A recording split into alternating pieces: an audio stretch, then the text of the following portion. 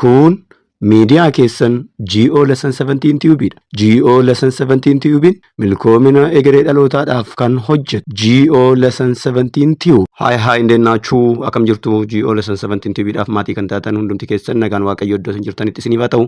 Qayyabannaan qophiin qormaataadhaaf isin gochaa jirtan maal fakkaata? Kunoo har'as viidiyoo koo lammaffaa aptituudii qabadhee isiniif dhiyaadheera. Isinis gamanumaan ana waliin akka qayyabattaniidhaaf isin affeera. Obbolaawwan keessan dhalattoota duubaan dhufaniidhaaf akka hojjetuuf viidiyoo gad lakkifamu gamanumaan share, like, comment, subscribe gochuu hin dagatinaan affeerraa kooti. Instruction 5. Sentence completion. Answer the questions from 90 to 21 by selecting the choice contains words that correctly complete the sentence. Question number 19. It was a war. A prime minister and a hair-wise counselor wished to blank if they could and were determined in any event to blank as long as possible. They were repeatedly meeting and discussing on this issue until the case was under their control. A. Cartel, promote. B. Oppose, fight. C. Provoke, delay. D. Avoid, postpone. So, bakka duwwaa isa tokkoffaa fi bakka duwwaa isa lammataa jechoonni hima keenya guutuu taasisan maal ta'uu? Waraanatu ture. Muummichi ministeeraa fi gorsaan isaanii garuu waraana ka'uudhaaf yaadame kana faallessaa turan. Yoo isaan waraana kana hambisuu fi irraa duubatti jechuu baatanii garuu waraanni kun hanga danda'ame itti fufuudhaan birmadummaa biyya sanaa akka eegsisaniif irratti mari'atanii yaada wal jijjiiraa turanii hamma to'annaa kana gaggeessuu danda'anitti kan jedhu qabaachuudha. So, it was a war. A prime minister and a hair-wise counselor wished to oppose the war. But if they could and were determined in any event to fight as well as possible, they were repeatedly meeting and discussing on this issue until the case was under their control. So the answer is B. Question number 20. The natural balance between prey and predator has been increasingly blank, usually because of human interventions. A. Recognized. B. Observed. C. Disturbed. D. Predicted. Madaalli uumama naannoo boora'uun sababa ilmi namaa gidduu galummaa naannoo keessatti qabuun waan ta'eedhaaf disturbed jeeqamuu, madaalli naannoo ni jeeqama, marrabash. Recognized jechuun beekamtii kennuu jechuudha, eewqannaa. Observed jechuun ilaalamuu, mul'achuu, argamuudha, mattaa'eet. Predicted jechuun raajame, tatanabbaya isa jedhu hiika qaba. Kanaaf gidduu galummaa ilma namaatiin naannoon madaala isaa dhabuu irraa kan ka'e jeeqameera kan jedhu hiika qaba jechuudha.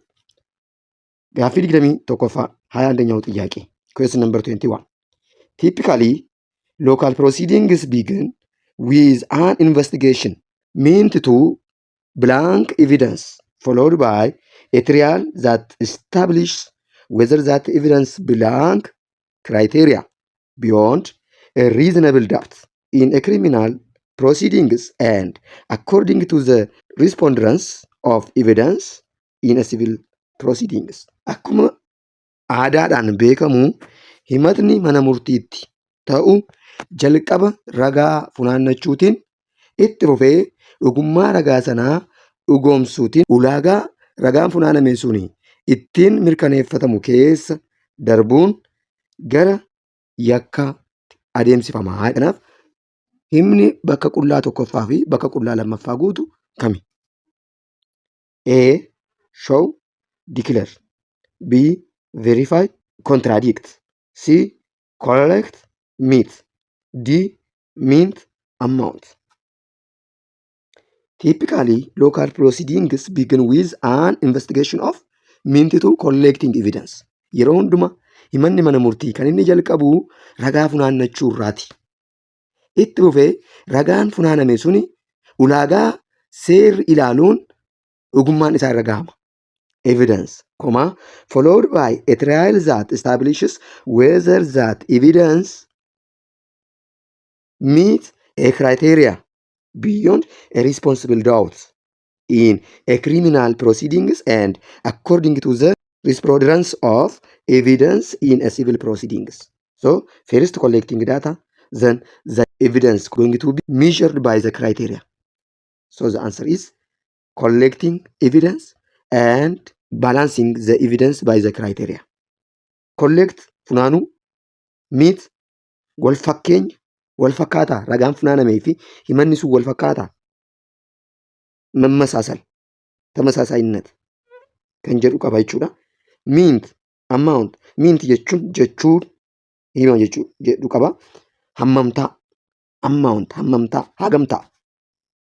So ማለት የሚልና መጠን የሚልን ያሳየናል ማለት ነው። ሶ ቶታሊ himni kuni deebiinsa si yoo ta'e hima dhugaa seentensii kana dhugoomsuu danda'u yookiin guutuu danda'u arganna jechuudha barattoota. Inni biraan gaaffii 22 qabee hanga 27tti jiraniidhaaf ajaja jala murame kan irratti hundoofne. ከዚህ በታች የቀረቡትን ጥያቄዎች ከ22 እስከ 27 ያሉ ጥያቄዎችን ይህ አረፍተ ነገር በሚያዘን መልኩ ነው የምንመልሰው ማለት ነው። ሶ we are going to answer questions from number 22 up to 27 based on this instruction. The instruction says that 3 of the following words in a choice have the same meanings but one is different among them. Choose the different one.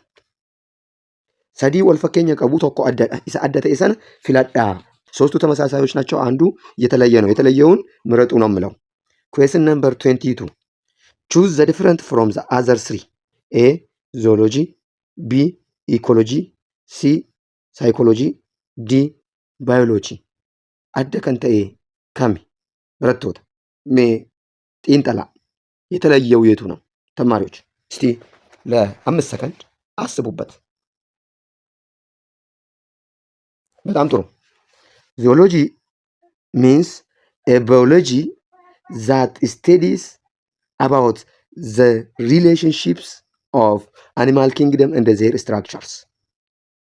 Zoology biology ta'ee waa'ee caasaa qaama bineensotaa qorata. caasaa qaama bineensotaa. Zoology biology ሆኖ ስለ animal kingdom ስለ ነፍሳት ስትራክቸራቸውን የሚያጠና ነው። including their structure, animal kingdoms. Ecology biology dha. Biology waa'ee maali? Waa'ee organismootaa fi walitti dhufeenya isaan naannoo isaanii wajjin qaban qorata. A biology that studies about organisms and their relationship is known as ecology. Biology ሆኖ ስለ ኦርጋኒዝሞችና አካባቢያቸው መሃል ያለውን ቁርኝነት ግንኙነት የሚያጠናው ኢኮሎጂ ይባላል። ሳይኮሎጂን ሳይንስ ዋኤ ሰሙ ኢልመነማ ቆረቱ studies about the mind of humankind, mind settings, okay, attitudinal functionalities and this like can be studied by a science which is known as psychology. A person who investigates this study is known as psychologist. D. Biology is a branch of natural sciences that studies about living things. Science uumamaa ta'e waa'ee lubbuu qabeeyyii kan qoratu biology jenna. Kanaaf A'n, B'n, C'n waa'ee lubbuu qabeeyyii qoratu. Saayikooloojiin garuu waa'ee sammuu namaa qorata. ለዚህ የተለየው የቱ ነው? ሲ ሳይኮሎጂ የሚለው ነው ማለት ነው። ሲቱ አደታችሁ። Question number 23. Choose the different from the other threes. A. Leaf. B. Root. C. Stem. D. Dirt. barattoota kun tamsaasa barnoota aptituudii karaa miidiyaa Geo Lesson 70 TVtiin isin bira gahaa jirudha. Geo Lesson 70 TV subscribe, share, like, comment gochuu hin dagatinaan affeerraa Geo Lesson 70 TVti. Gaaffii qormaata aptituudii bara 2010 yookiin 18 yoo argattan isa irraatii kan isiniif hojjetamaa jiru ta'uu gamanumaan isiniif ibsa. ዌል አደ kan ta'e kam የተለየው የቱ ነው? ሊፍ ባል ቅጠል፣ ሩት ሂድ ስር፣ ስቴም jirma ግንድ፣ ደርት dhukeewwan adda addaa xuraa'aa hiika jedhu qaba. Kanaaf A, B fi C'n waa'ee qaama biqilootaa odeessu. D'n garuu isaanirraa adda. A, B እና C ስለ እጽዋት አካላት ያወራሉ። ዲ ግን የተለየ ነው። So the answer is D. Question number 24. Which one of the following words do not belongs to the others? A, orange. B, apple. C, sugarcane. D, grape. Orange, burtukaan, burtukaana, it is fruit. Apple, apple, again it is fruit. Sugarcane is a species of grass. Gosa marga dheedheeruu keessatti qoodama. Grape, wayinii, fruit. So sugarcane is different from others. While sugarcane is a species of grass, the others are becomes of fruits. Question number 25. Choose the odd one out of the following words. Kanneen dheeraman keessaa adda kan ta'e filadhu. A, anger. B, August. C, disgust. D, laughter. Anger, aarii, niddeet. August, ji'adha. Disgust, jibbisiisuu, maasxallaat. Laughter, kolfa, kolfaa, ሳቅ፣ ሳቅታ ስሜት ጠቋሚዎች ናቸው። ኤ፣ ሲ እና ዲ። ቢ ግን የተለየ ነው። ኤ፣ ሲ ፊ ዲን miira ilma namaa irratti mul'achuu danda'an aarii, miira jibbisiisuu, miira kolfaa agarsiisu. Biin garuu adda. So the answer is B. Question number 26. Which one of the following words do not belong to the others? Earth, Mars, Jupiter. D, Cosmos. Adda kan ta'e kami? Barattoota. Mee deebii keessan tilmaamaa. Sirriidha. Deebii keessan D jetta yoo ta'e argattaniittu. Sababni isaas koosmoos kan jennu ta'ii hawaa keessatti argamu ትዕይንተ ዓለም ተብሎ የሚታወቀው ነው። ጁፒተር፣ ማርስ፣ ኤርዝ ግን ሶስታቸውም ምንድን ናቸው? ፕላኔቶች ናቸው። lafa, maarsii fi juupitariin pilaanetoota. Koosmoon garuu qaama hawaa keessaa tokko jechuudha. Instruction 7. Question 27 up to 31 answer based on the following given data. Barattoota, daataan kana gaditti dhiyaate daataa ikoonomiksii wajjin wal qabatu. Egaa aptituudiin qoodinsa lama qaba. Tokko loojikii ingiliffaatiin wal qabatanii dhufanidha. Inni lammaffaa loojikii herregaa wal qabatanii dhufanidha. Viidiyoo keenya isa lammataa har'a hojjechaa jirru keessatti gaaffiiwwan 27 qabanii hanga 31tti dhiyaataniif teebilii kennama teebilii kana irratti yookiin gabatee kana keessatti kennaman irratti hundaa'amanii kan deebifamanidha. Kanaaf waliin hojjennaa, xiyyeeffannoo keessan ana waliin taasisaa። አብረን እንሰራለን። ትኩረታችሁን ከኔ ጋር አድርጉ። ኢኮኖሚክስ እንግዲህ አልተማራችሁም፣ ዘንድሮ ነው ያያችሁት። ቢዝነስንም አልተማራችሁም፣ ዘንድሮ ነው ያያችሁት። በዚሁ አጋጣሚ ኢኮኖሚክሳችሁንም እያስታወሳችሁ የምትሄዱ ይሆናል። ያደቻ deemuudhaafis isin fayyada. Qabiyyee gaariidha jedheetan fudhadhe akka barsiisaa tokkotti waan ta'eedhaaf buukileetii kana isin qopheessuudhaafis baay'ee mijataadha. Akkasiin yaaddan akkasiin irratti qophooftaniidhaaf isin gargaara jedhamee yaadame waan ta'eedhaaf gamanumaan hubannoo keessan gara kootti akka taasistaniidhaaf isin gaafadha. Teebiliin kuni baroota qaba, miindaa qaba, miindaa boba'aa fi geejjiba qaba, dhala liqii qaba, boonasii qaba, taaksii yookiin gibira qaba. Kana irratti hundoofnee gaaffiiwwan gaafatamnu deebisna jechuudha. ዓመተ ምህረት አለው፣ ደሞዝ አለው፣ ነዳጅና ትራንስፖርቴሽን መጓጓዣ አለው፣ ኢንተረስት ኦን ሎን የብድር ኢንተረስት አለው፣ ቦነስ አለው፣ ግብር አለው። Good, let's proceed to the question. Question number 27. What is the amount of interest on loans per year that the company has to pay during the 5-year periods? A, 36.58. B, 34.18. C, 33.72 D 33.43 barattoota dhala akkamitti akka hojjetanii beektu ተማሪዎች ኢንተረስት እንዴት መስራት እንደምንችል ታውቃላችሁ? እንግዲያውስ 2 ደቂቃ ልስጣችሁና ሞክሩ። ደቂቃ ለመስኒፍ ከና ያላ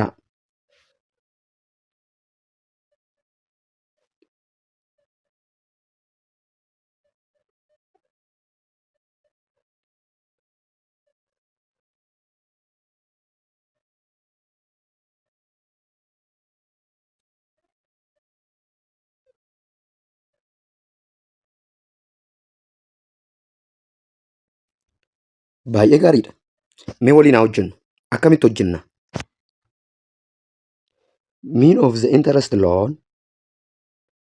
for 5 years to 2008, 2009, 2010, 2011, 2012 kana yeroo lakkooftan 1, 2, 3, 4, 5 kan bara 5 qabnaa jechuudha. So the interest of loan for 5 years is equals to the sum of interest divided by 5. ኢንተረስት ሬታችንን ለመስራት መጀመሪያ የምናደርገው ምንድነው? እያንዳንዱን ኢንተረስታችንን ምን እናደርጋለን? እነዚህን አንድ ላይ እንደምራለን። ስንደምር 182.9 ይመጣል። ወልት ኢዳና ኢንተረስት ሎኒን ኬኛ 23 tuqaa 4 32 tuqaa 5 41 tuqaa 2 36 tuqaa 4 49 tuqaa 4 warreen jedhan kan walitti idaanee 182 tuqaa 9 arganna. 182 tuqaa 9 arganne kana kan waggaa 5 gaafatamne waan ta'eef 5 irraa jechuudha. yoo 5 irraa meeqa arganna? 36 tuqaa 58 arganna. ለአምስት እነዚህን አንድ ላይ ደምረን ለአምስት ስናካፍል 182.9 ስካፈል ለአምስት ስናደርግ 36.58 እናገኛለን። ወሬን ከነ የሮ ኢዳኑ 182 tuqaa 9 arganna. yoo 5 irraa 36 tuqaa 58 arganna. irra deebitanii cheek gochuu dandeessu. so deebii keenya kan ta'u A 36 tuqaa 58 kan jedhu ta'a jechuudha. Let's proceed to question number 28. What percent of the total amount of salary was paid as bonus by the company during the given period? A 1.25%, B 1%, C 0.5%, D 0.1%. akkamitti hojjenna? Here we are asked about the total amount of salary was paid and the bonus. What is the percent of bonus is paid? Good. Look, maal goona jalqaba? First, we have to find the total salary and the total bonus during the 5 years. kaffaltii miindaa waggaa 5 walitti idaana, kaffaltii boonasii waggaa 5 walitti idaana. jalqaba kana goona jechuudha. መጀመሪያ የምናደርገው ይሄንን ነው። መጀመሪያ ማድረግ ያለብን የአምስቱን ዓመት ደሞዝ አንድ ላይ እንደምርና ግሮስ ሳለሪ እናገኛለን። የአምስቱንም ዓመት ቦነስ እንደምርና ግሮስ ቦነስ እናገኛለን። ከዛ ወደ ፐርሰንት እንቀይራለን ማለት ነው። ሶ ቶታል ሳለሪ ዋዝ ቶታል ሳለሪን ኬኛ ከወጋ ሸኒ ከነ ኢዳና jechuudha. yoo kana idaatan ይህን ስደምሩ 1712 ይመጣል። 1712 dhufa. erga kana raawwannee total bonusii keenya idaana. total bonusiin keenya meeqa dhufa? total bonus jechuun kana jechuudha. total bonusii keenya kana yeroo idaanu meeqa nu dhufa? 17 tuqaa 1 dhufa. kana booda gara herregaatti deemnaa jechuudha. gara achitti sin deebisa. egaa miindaa kaffalame keessaa 1712% dhibba yoo ta'e 17 tuqaan 1 wal qixa meeqa ta'a jennee herregna jechuudha. 1712 100% ከሆነ 17.1 ስንት ይሆናል የሚለውን ክሪስ ክሮስ እናደርጋለን ማለት ነው። ክሪስ ክሮስ እናደርግ 17.1 ሲባዛ በመቶ ባይሶ ዲባ ሂሩ ሜቃ 1712 kana yeroo akkanatti hojjettanii deebiin isiniif dhufu kan isin argattan irra deebi'aa cheekii godhaa barattoota 0.999% dhufa. kana jechuun nearly percentii tokko jechuudha. so the answer deebiin keenya malsaachin የሚሆነው B 1%. question number 29. in which year did the company have the highest expenditure? bara isa kam keessatti kaampaaniin suni baasii maallaqa hedduu raawwatee በየትኛው ዓመተ ምህረት ካምፓኒው ከፍተኛ የሆነ ወጪን አወጣ? ኤ 2010 ቢ 2012 ሲ 2009 ዲ 2008 barattoota tilmaamaa.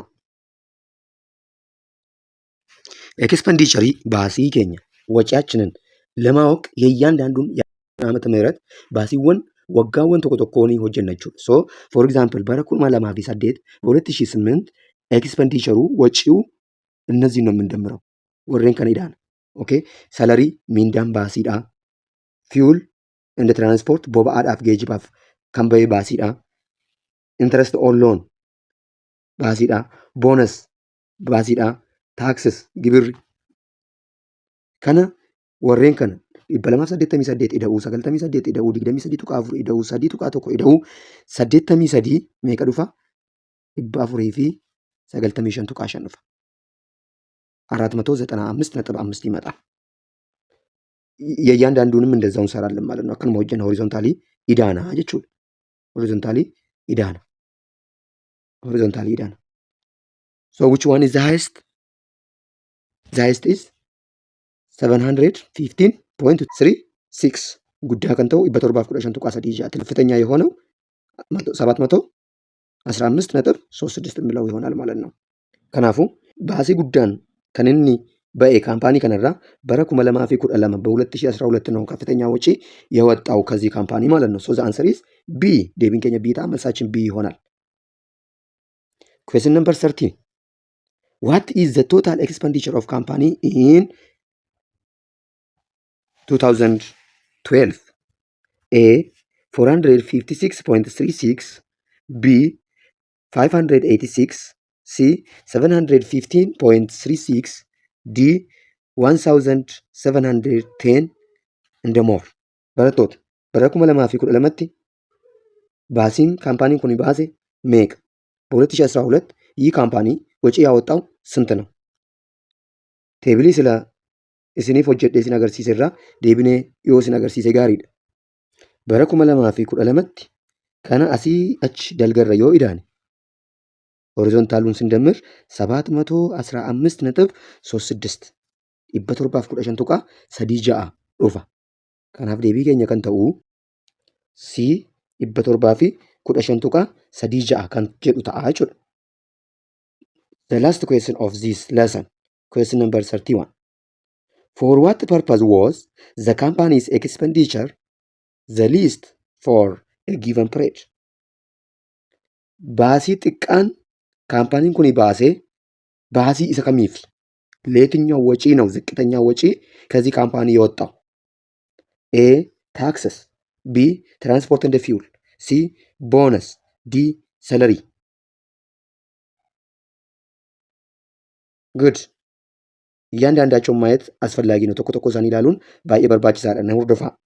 Salariidhaaf birriin ba'e yookiin baasiin kaampaanii kanarraa ba'e 1,712 1712 ብር ለሰለሪ ለደሞዝ ብቻ ወጥቷል ከዚህ ካምፓኒ። ለነዳጅና ለመጓጓዣ ትራንስፖርት ቦባአ ፊ ጌጅባፍ 586 ብር ወጥቷል። ብሪን ኢበሸኒ ፊ 8 ሚጃ ካምፓኒ ከነራ በየር ኢንተረስት ኦፍ ሎን ኢንተረስት ኦን ሎንስ ኢንተረስት ሊqiidhaaf meeqatu ba'e 182.9 ba'eera. Boonasiidhaaf 17.1 ba'eera. Taaksis gibiraaf 449 ba'eera.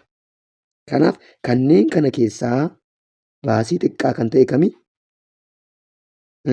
Bonus. So the answer is C.